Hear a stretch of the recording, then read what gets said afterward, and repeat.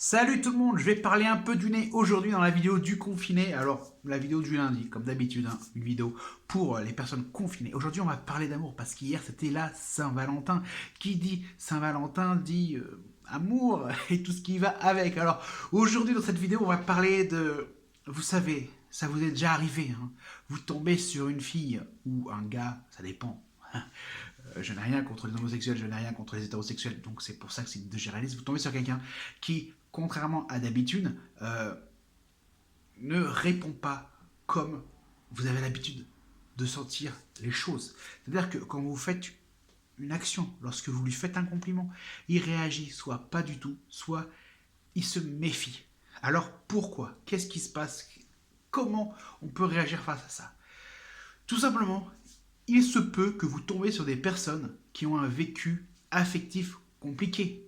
Ils ont peut-être tellement été blessés, déçus, qu'ils ont mis une sorte de barrière entre vous et le monde, entre elle et le monde, et ce qui fait que cette personne-là va avoir tendance à ne pas laisser rentrer n'importe qui dans sa vie. Alors si vous êtes déjà dans une étape où vous êtes plus ou moins devenu son confident, il va falloir encore plus ramer parce que elle va sans cesse avoir peur que vous la trahissez.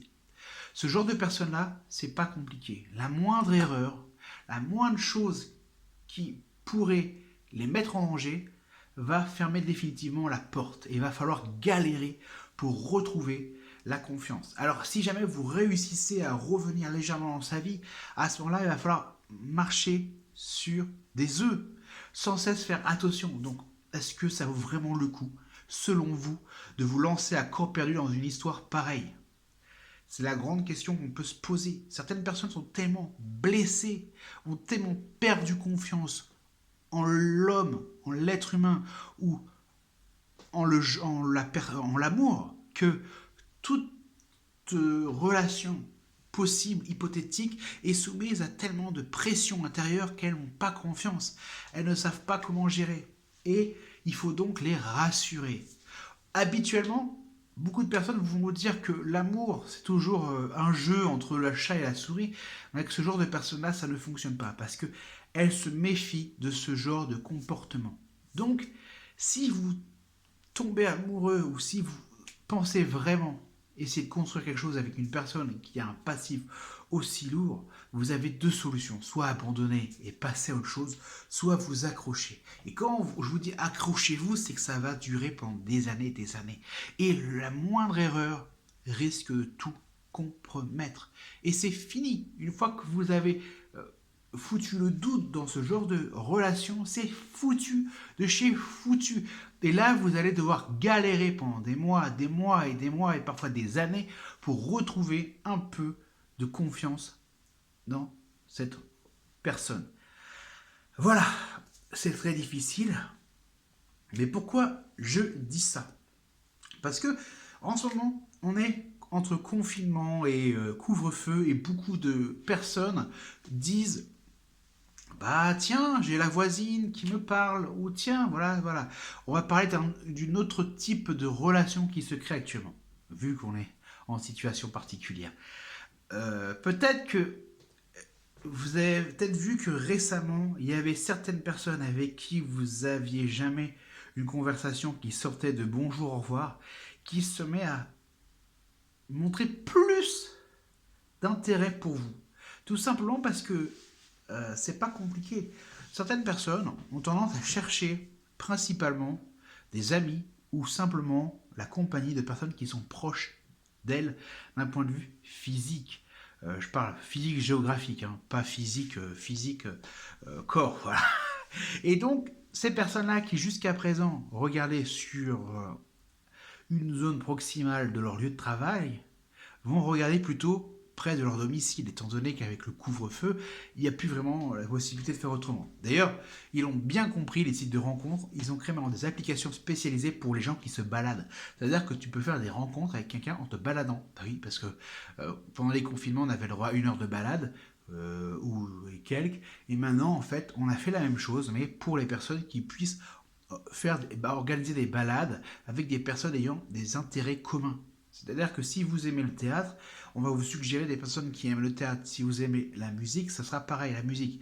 Et pareil pour le ciné. Et donc c'est très pratique parce que vous vous baladez, en vous baladant, vous allez créer une conversation. Alors, ce qui est assez marrant, c'est que du coup, beaucoup de personnes ont dit, bah moi c'est pas compliqué, j'ai deux types de fins d'itinéraire, c'est-à-dire que soit on tourne à gauche et ça veut dire qu'on va continuer à se parler et remonter jusqu'au point de départ, soit je tourne à droite et à droite, je peux du coup mettre un terme finalement à la conversation et c'est clair, je la reverrai jamais. Il y a aussi des personnes qui ont dit que voilà, leur voisine de palier maintenant leur parle. Et voilà. Donc est-ce que c'est insultant? Est-ce que c'est difficile à admettre ou à comprendre? Bah non, comme je vous ai dit, cette voisine de palier qui avait énormément d'occasions de rencontrer du monde autour de son travail ou en allant au travail, même si en allant au travail dans les transports en commun c'est très difficile d'aborder quelqu'un, bah là en fait elle regarde tout simplement les gens qui sont près de chez elle, celles qui habitent dans son immeuble. Alors c'est à double tranchant parce que souvent on dit qu'il est difficile d'envisager de draguer ou de se mettre en couple avec son voisin ou sa voisine parce qu'il y a un risque en cas de rupture. Simplement, il y en a un des deux qui va devoir partir. Ou alors ça va être trop difficile à survivre ou à supporter. Donc voilà, c'est ce que je vous ai dit, c'est simplement, c'est la zone, c'est la situation actuelle qui fait que toute notre manière de concevoir les relations humaines elles sont totalement revues et de manière différente. Et là, je peux vous dire que je souffre à mort avec la mèche parce que je parle du nez, mais pire que jamais. Moi qui avais pris l'habitude, quand j'ai le nez bouché, parce que j'ai souvent le nez bouché, de parler différemment, de construire les sonorités pas au même endroit, plus vers la zone nasale, mais en fond de gorge, bah là, c'est vraiment difficile. Je suis obligé de faire encore plus d'efforts parce que la zone de résonance est pire. C'est comme si on se bouchait le nez avec les doigts. Voilà, cette vidéo s'arrête tout de suite maintenant parce que c'est un supplice. Et je voulais quand même vous faire cette vidéo par rapport à cela. Et là, vous devez sentir que je suis obligé d'expédier l'air encore plus fort que d'habitude pour simplement éviter la résonance ici et exporter l'air, expulser l'air dans cette zone-là. Et ça demande beaucoup d'efforts. J'ai fait plusieurs vidéos comme ça déjà la semaine dernière avec une mèche plus fine qu'on ne voyait pas et je peux vous dire qu'après j'étais... Parce que c'est pas fait pour ça. Hein. On a l'habitude tous de parler avec voilà, tout le système ORL et là bah, finalement c'est un peu comme si je faisais de la ventriloquie et ça demande beaucoup d'énergie. Donc si vous avez des idées, si vous avez des questions, n'hésitez pas à les poser, j'essaierai d'y répondre. Maintenant c'est sur YouTube que je vais mettre la majorité des vidéos parce que YouTube permet de faire des vidéos plus longues. Et Instagram TV, à part en direct, on est limité quand même. Voilà, bonne journée, c'était la vidéo du lundi, celle spéciale dédiée pour les gens qui sont en couvre-feu et confinés. Bonne journée, prenez soin de vous, c'était Julien du blog lemecquipasse.fr.